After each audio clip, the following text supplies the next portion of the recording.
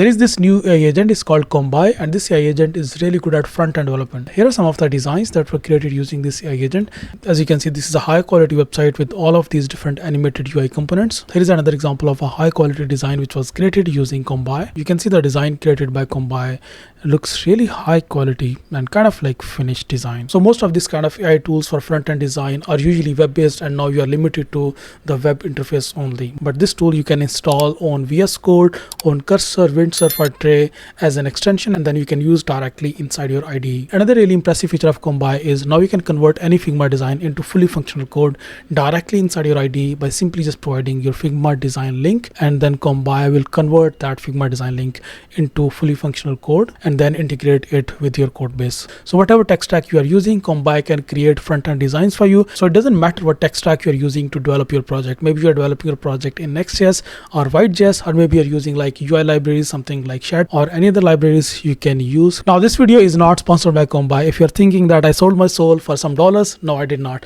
I just found this tool really helpful to use, so that's why I'm just sharing it with you. So this is just an honest review because this tool was super helpful in my workflow. So before we dive deep and test this tool, please subscribe to this YouTube channel and click on that like button as well.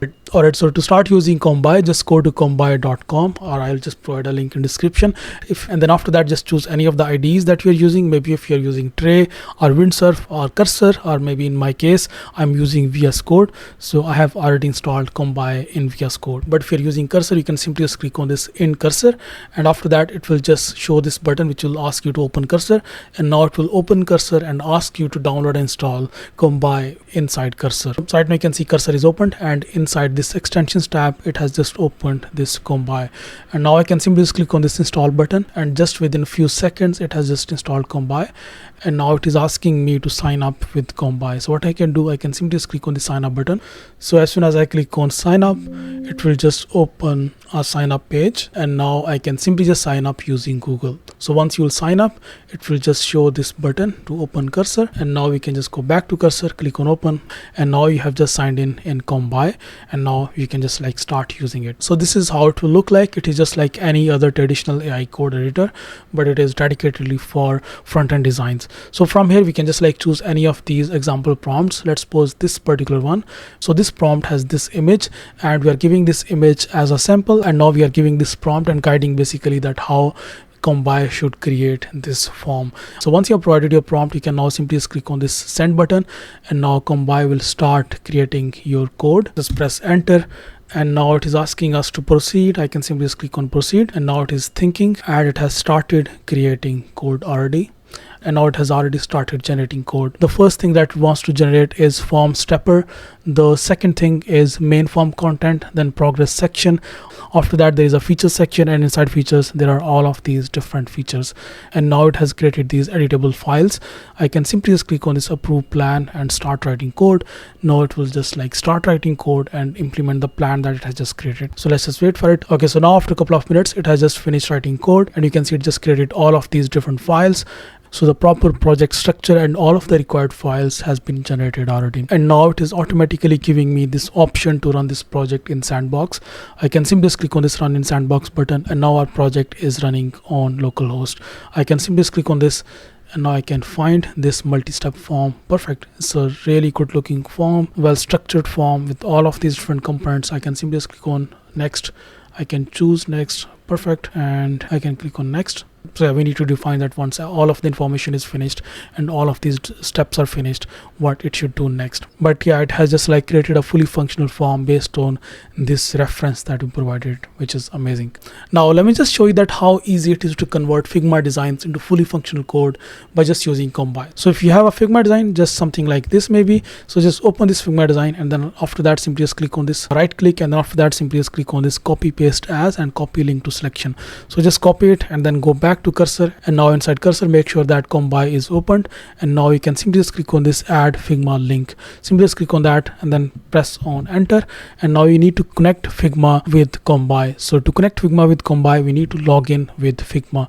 To do that, what you can do, you can simply just click on this contact Figma button. So once I click on this contact Figma button, it will ask me to open. Now it will log in using Figma and ask me to allow access. I can simply just click on this and now I can just go back. It will ask me to open cursor. I can simply just click on this, and now I can just go back, click on this open button, and now here you can see Figma connected successfully. Perfect. That's what we want. And now next thing is simply just we are going to provide that link that we just copied from our Figma design. So this is our Figma design. Just right click in here, simply click on this copy paste as and copy link to selection. Simply just click on that, and after that just come back to cursor, and now just provide that in here. Click on confirm, and now it will start converting that Figma design into a fully functional code directly inside your cursor. You don't need any extra plugins or anything else. Now you can see it has just already fetched the screenshot of that Figma design in here. We can just click on that and open it in here, and now I can simply just press on enter. And now let's just see how accurately it will copy all of these different components of this Figma design.